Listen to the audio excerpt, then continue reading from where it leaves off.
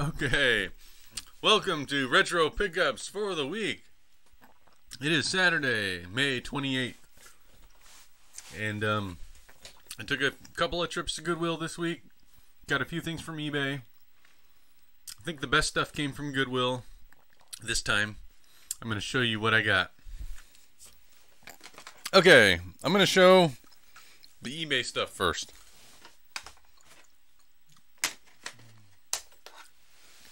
Okay, I got 3 Nintendo 64 games from eBay. Some of you have already seen this, but officially this is going in my segment. First game I picked up is Top Gear Overdrive. Now, I've been playing Top Gear Overdrive the last couple of days.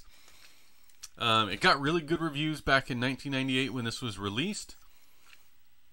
Has really good graphics. It does support the Nintendo 64 RAM expansion pack for high-res racing. The controls are a little bit strange. Like the turning of the car is a bit too sensitive, which is a bit of a bummer because everything else about the game is really cool. There's shortcuts. You know, the tracks are very well modeled, and they're very interesting tracks. It's not as bad. It's not a bad game at all. Was impressed with the graphics. Yeah, the graphics were very good. I did realize that I was playing a saved game that was already saved, and the progression was to a point where the tracks and the AI racers were at a harder difficulty, and the speed, everything was at a harder difficulty. So I erased the save and started over, and it was a little easier, but it's still a very challenging game, and I'm not sure if that's due to the controls or the game AI being too competent, or maybe the AI cheats. I don't know, but it's really challenging. I could not get better than 5th place in any race. And I played for a half hour, 45 minutes racing around, and never got better than 5th place. So I'm going to give that another shot. If I can't get the first race in the game, if I can't get a decent place in the very first race of the game, then yeah, I'm gonna put this one back on the shelf and banish it to probably not gonna play very much land. Okay. Next game, didn't play this one much, but I remember renting this as a kid and not liking it too well, and got very average reviews. This was a very hyped game in previews, though, in gaming magazines while it was in development. So it has some nostalgic for me from that perspective. I wanted to pick this game up, give it another shot. I played it for about 60 seconds just to make sure the game works, but haven't played it more than that since I got it. And my impression isn't that good still, but we'll see. I'll give it a better shot a little bit later. So there you go, Mission Impossible for the Nintendo 64. The last game is a Japanese game, and it's the reason I picked up a Japanese game is because I got this game as a reproduction from AliExpress, and the reproduction was defective. So I was like, sad face. The reproduction does not save its progress. The saving function does not work. So instead of spending another $45 for a legit copy of this game, I went and found the Japanese copy for $10 shipped, and that is Diddy Kong Racing. So I've got the Japanese Diddy Kong Racing. It's fine. There's a lot of English in the game. The menus are in Japanese, but you can kind of figure it out. It's not too complicated of a game. It's just racing. It's fine in Japanese. You can play through it just fine. So I'll be playing more of Diddy Kong Racing, and it does save, and it works perfect.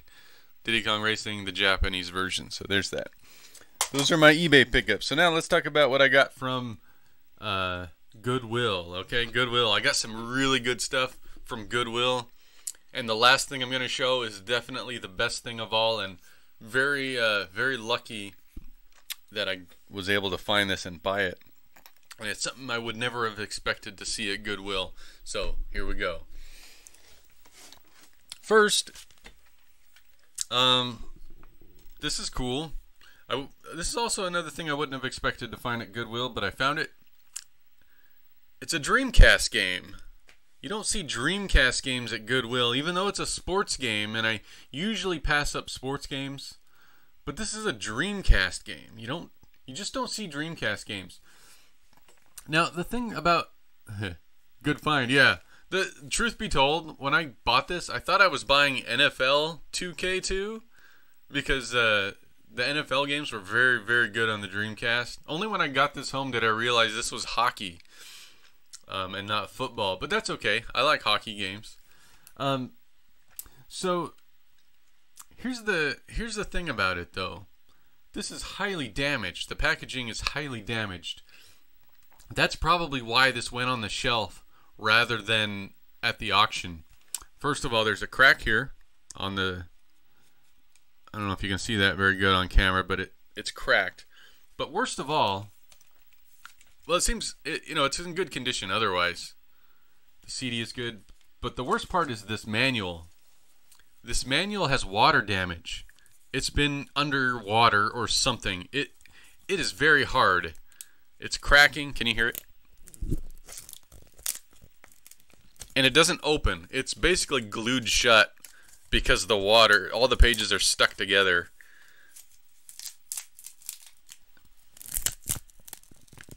So yeah, the manual, it's pretty damaged. I might reprint the front cover. It actually doesn't look too bad other than it being water damaged. Maybe I'll just change the case. But the disc itself is in very good condition. So I think the disc will play. But yeah, this has been in water. Anyway, NHL. Next, I got a big box PC game. I've never seen this before, and this is really cool because a lot of these games I've never played.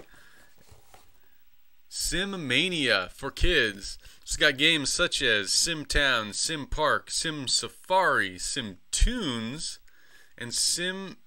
I guess it's not Sim, but it says Gadget Workshop, and Sim Ant.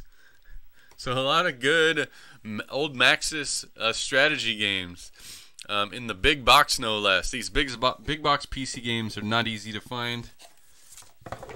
But yeah, all the discs are here. Cool. But yeah, there you go. That's going to be really fun to play, especially Sim Park. I've never played Sim Park. Like I said, I've never played any of these games. But that's cool. Big box PC game. Okay. Speaking of PC games, on a different day I went back and I found that they had stocked their PC game section with a lot more games. Now these are not old big box games like that one. These are like early to mid 2000 releases. But the special thing about this find is all of these PC games are still complete, in-box, factory sealed. These have never been opened. In fact, I don't think these were ever purchased by anybody.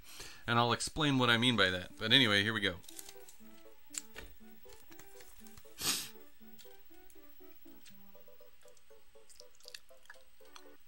First game, Roller Coaster Tycoon Deluxe.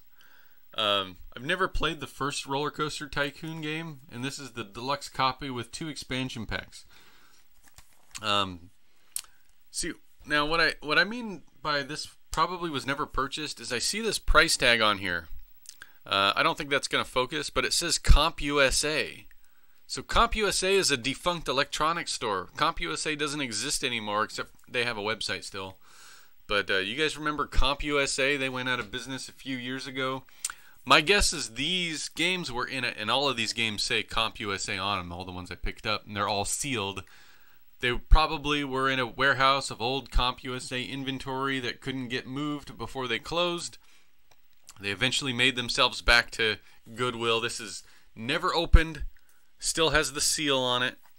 Picked it up for $2.99, Roller Coaster Tycoon, with Corkscrew Follies and Loopy Landscapes. Next is, now this is a game I've actually never heard of, but it's a PC game sealed, Earth 2150 Trilogy. So it's a real-time strategy game for PC, Windows 98.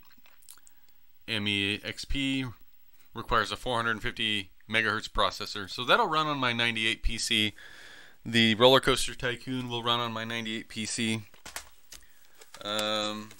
Next, Dungeon Siege. Never played this either, but it looks really good. Looks like a fun game. Anybody ever played Dungeon Siege? Also factory sealed. Next is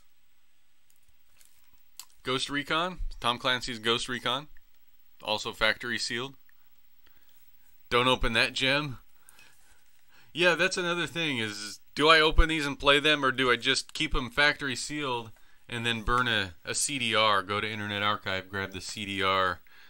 You know, I have the real copy, so it's legit, right? I'm allowed to do that. Next is, this is a good one. This is a really good one. Splinter Cell, the first Splinter Cell game. So this is really cool, and it's a 2-disc game apparently. It's got the dual jewel case. The thing about this though is the minimum requirements is higher than my 98 PC. So I won't be playing this on my Windows 98 PC, but I do have a Windows XP PC that I haven't really used, but I have it. It was given to me, and I haven't, I've hooked it up to make sure it works, but I haven't done anything with it really. So this will have to be on that XP PC once I get that set up.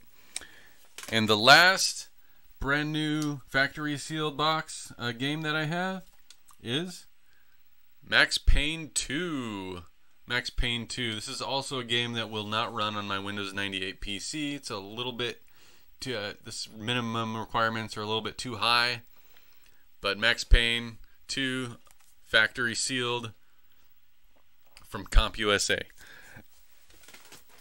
Oh, one more thing from, well, not one more thing, but before I show the main thing from Goodwill, I also picked up these rotary Atari controllers. This is something you don't really find on other systems, is the rotary dial for playing games like Pong and tennis and what's the one with the bricks? Alleyway or blockade, or what do they call it? Anyway, rotary dial controllers. Yeah, that's an experience you just can't get these days. Okay.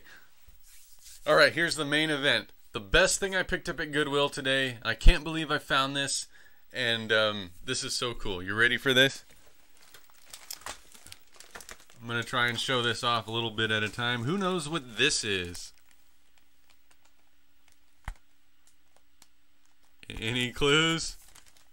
Don't wear shoes. Why shouldn't you wear shoes? What the heck is this thing?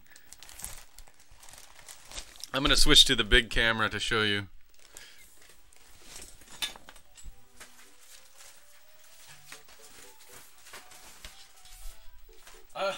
It's the Nintendo NES Power Pad for the track and field game. Yeah, the track and field game. That's right. So I found this. It's the Power Pad from Nintendo. So yeah, the Power Pad. So I went and ordered the track and field game off of eBay. So someday soon, very soon, as soon as I get that game, I'll be doing the Power Pad. We'll be doing some getting physical with the Power Pad, with the track and field, and the jumping hurdles and the long jump and all kinds of stuff.